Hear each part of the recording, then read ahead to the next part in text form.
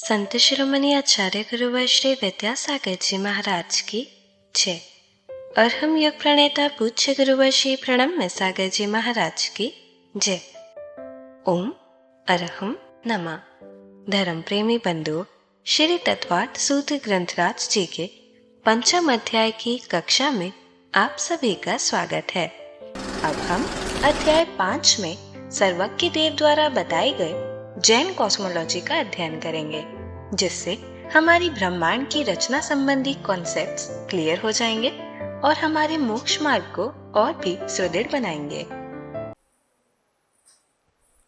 मोक्षमार्गस्य नेतारं भेत्तारं कर्मभूव्रतां ज्ञातारं विश्वतत्त्वानां वन्दे तद्गुणलब्धये।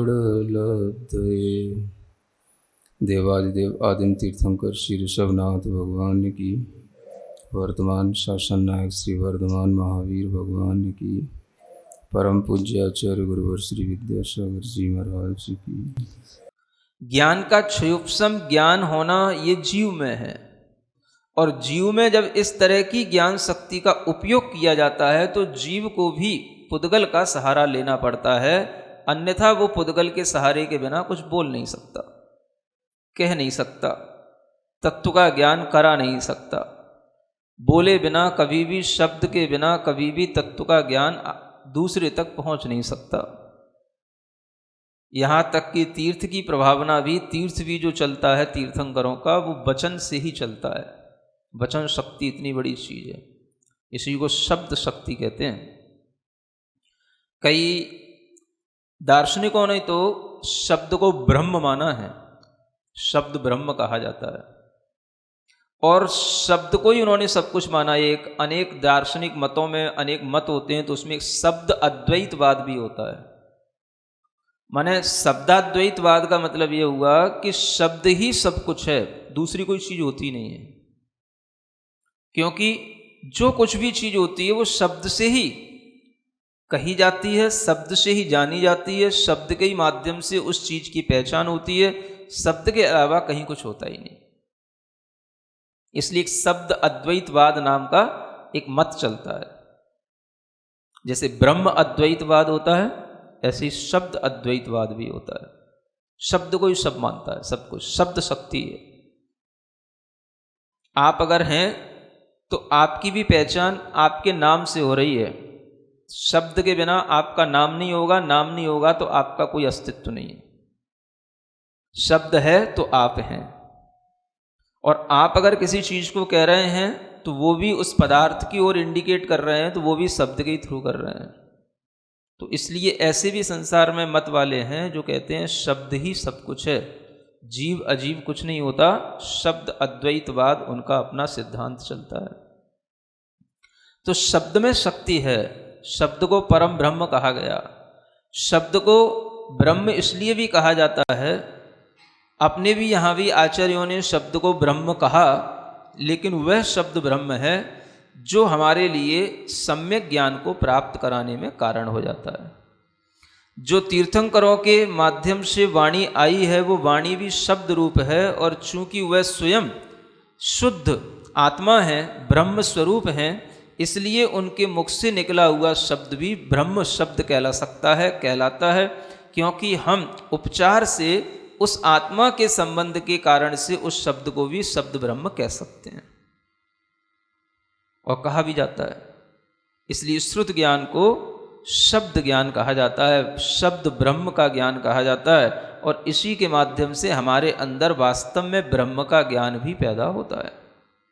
तो शब्द बहुत उपकारी हैं।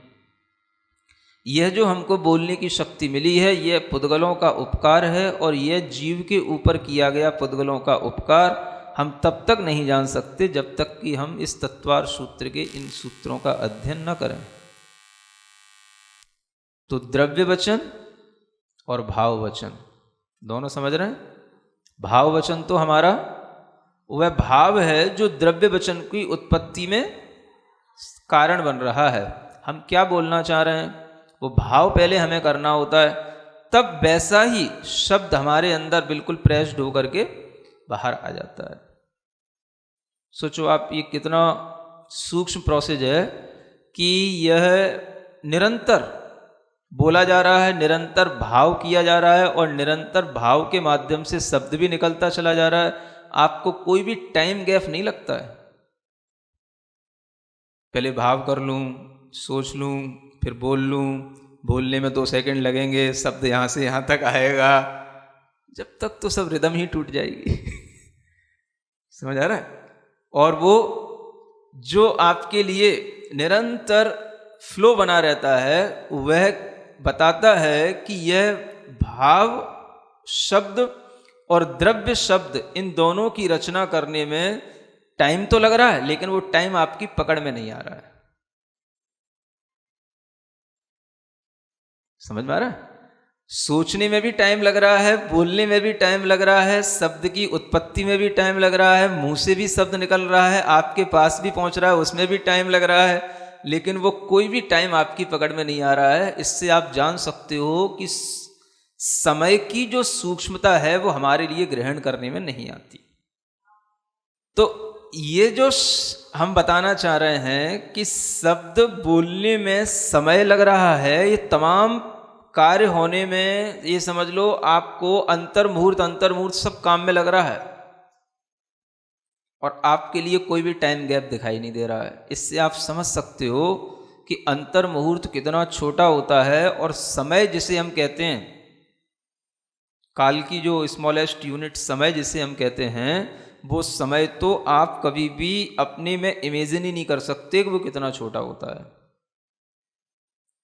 ये सब असंख्यात समयों में हो जाने वाला काम है। आप किलोमीटरों दूर भी बैठे हैं और आपके पास में शब्द पहुंच रहा है, उसमें भी टाइम लगता है,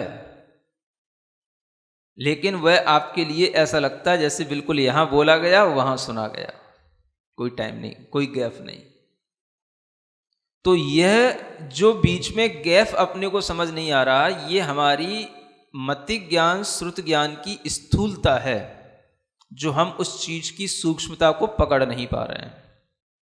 जब ज्ञान की सूक्ष्मता हो जाती है तो उसमें ये सब चीजें पकड़ने में आती हैं। समय का विभाजन, आवली के बाद में और भी अंतर मुहूर्त तक की जो उसकी यात्रा, वो सारा का सारा जो विभाजन है टाइम का, वह सब उसमें ग्रहण करने को मिलता है।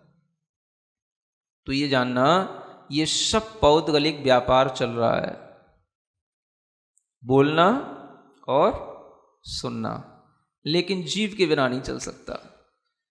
बोलने का महत्व इसलिए है क्योंकि उसमें जीव का भाव जुड़ा हुआ है, जीव का ज्ञान जुड़ा हुआ है, इसलिए बोलने का महत्व। अन्यथा बोलने वाले तो कितने हैं। तो बोलने के लिए जो अपना ज्ञान आ रहा है वो ज्ञान जीव का है, बाकी सारा का सारा सहयोग वो पुद्गल इस मैटर का है। तो ये पौद्गलिक चीज हो गई। वचन, शरीर के बाद ही वचन मिलते हैं। जिनके पास शरीर होता है उन्हीं के पास वचन होंगे। ऐसे जीव तो होंगे जिनके पास में वचन ना हो, वचन शक्ति ना हो, न बोलने की न सुनने की, लेकिन ऐसा कोई जीव नहीं होगा जिसके पास शरीर ना हो और वचन हो। समझ में आ रहा है? चाहे वो अरिहंती क्यों ना हो। तो शरीर के साथ में ही वचन, इसलिए शरीर, वांग, फिर मन, तब 3rd नंबर पे आता है उपकार। एक और बढ़ जाता है मन। जो हमें मन मिला है, ये मन भी पुद्गलों का बड़ा उपकार है जो हमको मन मिला है। कौन सा मन? जिसमें सोच विचार की शक्ति आ जाती है, जो कुछ हित अहित को समझ सकता है, जो किसी भी तरीके का चिंतन कर सकता है, जो अपने जीवन को चला सकता है, जो कईयों के जीवन को चलाने की अपनी शक्ति अपने ज्ञान में ला सकता है, ये मन के माध्यम से होता है। तो ये मन भी 2 प्रकार का है, द्रव्य मन और भाव मन। और भाव मन उसी तरह से होता है जैसे भाव वचन होते हैं। जो ज्ञानावरण कर्म का क्षयोपशम, 9 इंद्रिय आवरण कर्म का क्षयोपशम होगा तो मन की उत्पत्ति होगी। इसलिए मन भी पौद्गलिक हो गया। भाव मन भी पौद्गलिक क्यों है? क्योंकि इन कर्मों के क्षयोपशम से वो भाव मन की उत्पत्ति हुई। फिर जहां मन ने उपयोग लगाया जिस चीज में, वहीं पर जो है द्रव्य वर्गणाएं, जो मन वर्गणाएं होती हैं, वो वर्गणाएं वहां पर उस मन के रूप में कन्वर्ट हो जाती हैं और वह उन मन की वर्गणाओं के माध्यम से फिर वह द्रव्य मन की रचना हो करके वह हमारे लिए बहुत समय तक उस मन का काम चलता रहता है। तो मन जो बनता है उसकी वर्गणाएं अलग हैं, उसका जो पौद्गलिक मैटर है वो अलग है। उसका नाम क्या है? मनोवर्गणा। मन की वर्गणा, मन वर्गणा, उसी को मनोवर्गणा कहते हैं। तो आहार वर्गणाएं अलग हो गई जिनसे बनता है शरीर। वचन वर्गणाएं अलग, भाषा वर्गणाएं अलग हो गई जिनसे बनते हैं वचन। और मनोवर्गणाएं अलग हो गई जिनसे बनता है मन।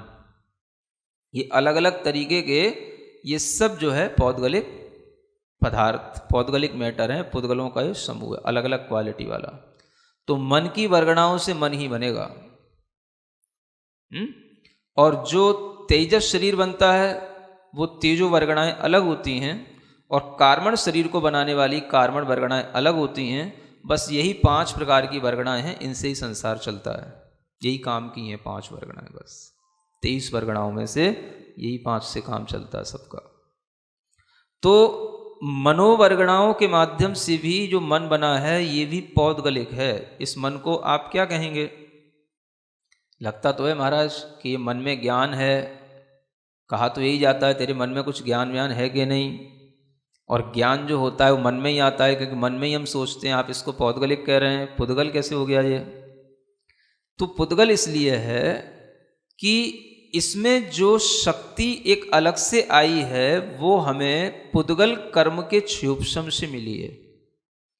ज्ञान तो आत्मा की देन थी, आत्मा का स्वभाव था। आत्मा ने अपने अंदर कर्म के क्षयोपशम से एक फंक्शन ऐसा तैयार कर लिया जिसका नाम हो गया मन।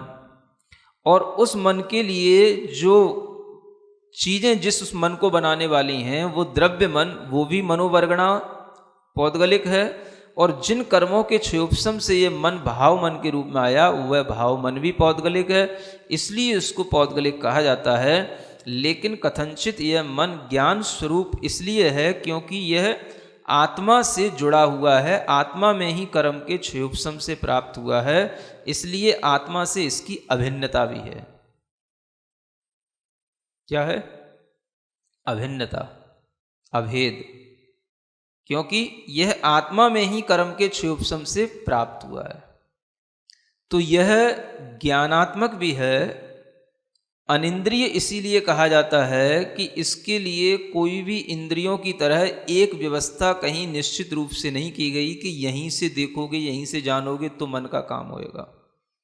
मन जहाँ पर उपयोग लगेगा वहीं पर अपनी स्थिति बना लेगा, वहीं पर जो है वो द्रव्य वर्गणाओं का आलम्बन लेकर के अपना काम कर लेगा। इस तरह से मन भी जो है पौद्गलिक होता है। वचन भी पौद्गलिक हो गए, मन भी पौद्गलिक हो गया।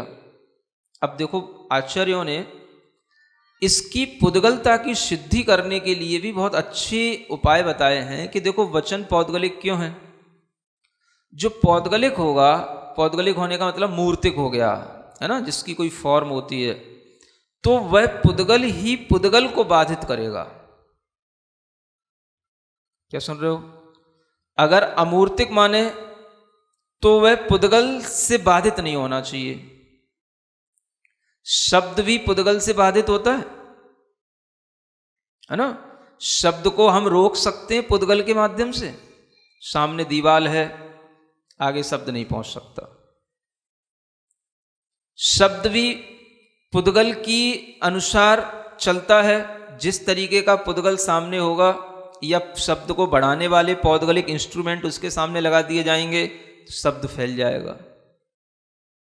पुद्गल के कारण से पकड़ में आया, इसलिए पुद्गल की चीजों ने उसको फैला दिया। जो ये साउंड सिस्टम लगता है ये शब्द के लिए ही लगता है, और शब्द को पकड़ करके यह अपने तरीके से साउंड उसको जो है दूर दूर तक पहुंचा देता है। तो ये जो सिस्टम है वो सब पौद्गलिक है। तो पुद्गल ही पुद्गल को पकड़ सकता है। पुद्गल कभी अमूर्त को नहीं पकड़ सकता, मूर्तिक को पकड़ सकता है। इसलिए सिद्ध होता है कि शब्द मूर्तिक है, शब्द पौद्गलिक है। क्योंकि पुद्गल से वह पकड़ा जाता है, बाधित होता है, ग्रहण किया जाता है। पुद्गल के द्वारा उसमें बाधा उत्पन्न हो सकती है, अवरोध हो सकता है। और पुद्गल जिस चीज को अवरोध करेगा वो केवल पौद्गलिक मैटर ही होगा। इसी तरीके से मन के साथ लगाना, मन का भी अभिघात देखा जाता है, मन का घात हो जाना, है ना। पौद्गलिक पदार्थों के कारण से मन का नाश हो जाता है ना, अभिघात हो गया। उसको अभिघात का मतलब हो गया उस मन का नाश हो गया। यानी ऐसे पौद्गलिक पदार्थ जिनके कारण से मन को बिल्कुल जो है कुछ भी समझ ना आए और मन के अंदर मन जैसी कोई चीज ही ना रहे। आदमी एकदम से बेहोशी में चला गया। कैसे चला गया? बेहोशी का इंजेक्शन लगा दिया, बेहोश हो गया वो। अब उसको ये पता नहीं कि मैं कहाँ हूं, मन कहाँ है। मन का घात हो गया। ये कहलाता है किसके कारण से हो गया? इंजेक्शन के कारण से। इंजेक्शन क्या है? पुद्गल का पदार्थ है, बस। तो पुद्गल ने उस मन को पकड़ लिया, मन का घात कर दिया। तो ये जो है पुद्गल के कारण से इस पर घात हुआ। इसी से स्पष्ट होता है कि ये मन भी पौद्गलिक है। पुद्गल कभी अमूर्त को नहीं पकड़ सकता, मूर्त के ऊपर ही बाधा पहुंचा सकता है। ओम अरहम नमा। तो चलिए आज की कक्षा का एक क्विक रिवीजन कर लेते हैं। सूत्र 19 में हमने जाना कि शरीर, वचन, मन और प्राणापान ये पुद्गल के जीव पर उपकार हैं। जीव पुद्गल के सहारे के बिना कुछ सुन या बोल नहीं सकता और न तत्व ज्ञान कर सकता। यहाँ तक तीर्थंकरों के तीर्थ की प्रभावना भी वचन से ही होती है। वचन शक्ति इतनी बड़ी चीज है कि कई दार्शनिकों ने तो शब्द को ब्रह्म माना है। शब्द अद्वैतवाद दर्शन में शब्द ही सब कुछ होता है। शब्द के अलावा कुछ नहीं होता। जीव अजीव कुछ नहीं होता। शब्द से चीजों की पहचान होती है। बिना शब्द के हमारा नाम और अस्तित्व भी नहीं होगा। हमारे आचार्यों ने भी सम्यक ज्ञान को प्राप्त कराने वाले शब्द को उपचार से ब्रह्म कहा है, क्योंकि ये शब्द स्वयं शुद्ध ब्रह्म स्वरूप तीर्थंकरों के मुख से निकले हैं। इन्हीं से हमारे अंदर ब्रह्म का ज्ञान भी पैदा होता है।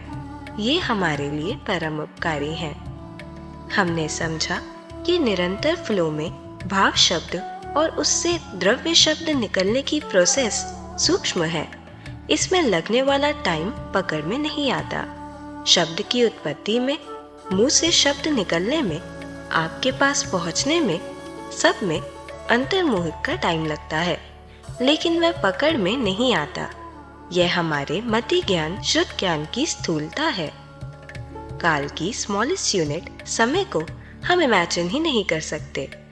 समय का विभाजन, समय, आवली और उसके बाद अंतर्मुहूर्त की यात्रा, ये सूक्ष्म ज्ञान में ग्रहण होते हैं। बोलने का महत्व जीव के साथ उसके भाव और ज्ञान से जुड़ने से है। हमने जाना कि शरीर, वचन आदि पुद्गल हैं, पर जीव की चेतना के बिना ये कुछ भी नहीं कर सकते। इसीलिए ऐसे जीव तो होंगे जिनके पास बोलने की, सुनने की शक्ति ना हो, लेकिन ऐसा कोई जीव नहीं होगा जिसके पास शरीर ना हो। पुद्गलों का तीसरा बड़ा उपकार है मन। मन के माध्यम से ही जीव में सोच विचार की, अपना हित अहित समझने की, चिंतन की शक्ति आती है, जिससे वह अपने और औरों की जीवन चलाने की शक्ति अपने ज्ञान में ला सकता है। मन दो प्रकार का होता है, द्रव्य मन और भाव मन। भाव मन भाव वचन जैसा होता है। इसकी उत्पत्ति ज्ञानावरण कर्म और 9 इंद्रिय आवरण कर्म के 6 उपशम से होती है। जहाँ मन ने उपयोग लगाया, मनोवर्गणाओं के माध्यम से द्रव्य मन की रचना होकर बहुत समय तक मन का काम चलता रहता है।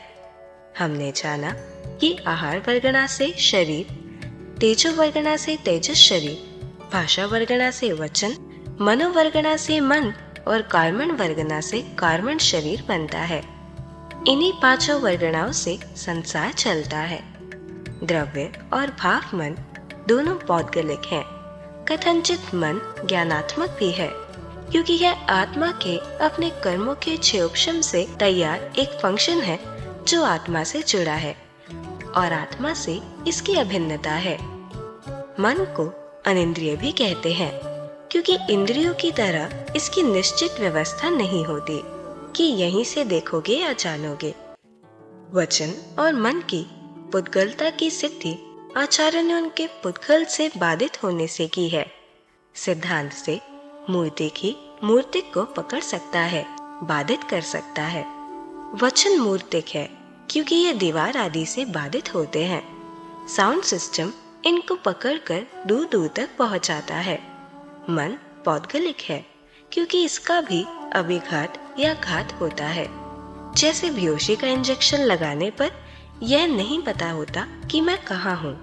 यह मन का घात है जो पुद्गल इंजेक्शन लगाने से हुआ। तो चलिए अब हम सभी चिन्वाणी स्तुति करते हैं और तत्पश्चात समय होगा आज के सवाल का।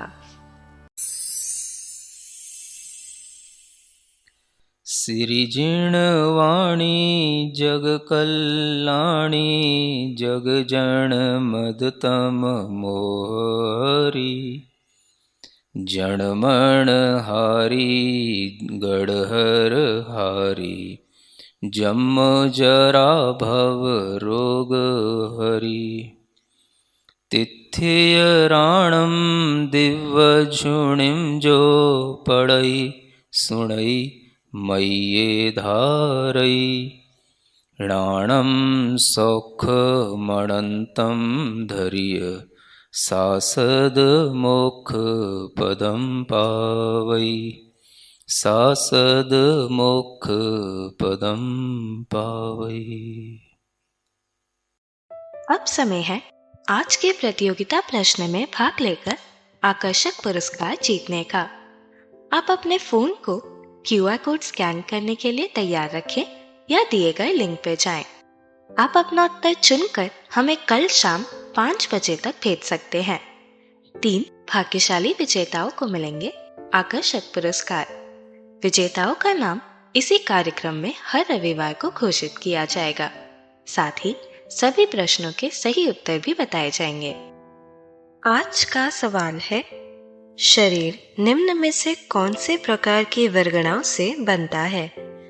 मनोवर्गणा, तेज वर्गणा, शब्द वर्गणा, आहार वर्गणा। अध्याय 5 की कक्षा 22 के आज के सवाल का सही उत्तर है 23। अगर आप किसी कारणवश कोड को स्कैन ना कर पाए हों तो आप क्लास की वेबसाइट पर जाकर भी उन्हें अटेम्प्ट कर सकते हैं। इस लिंक पर जाएं या QR कोड को स्कैन करें।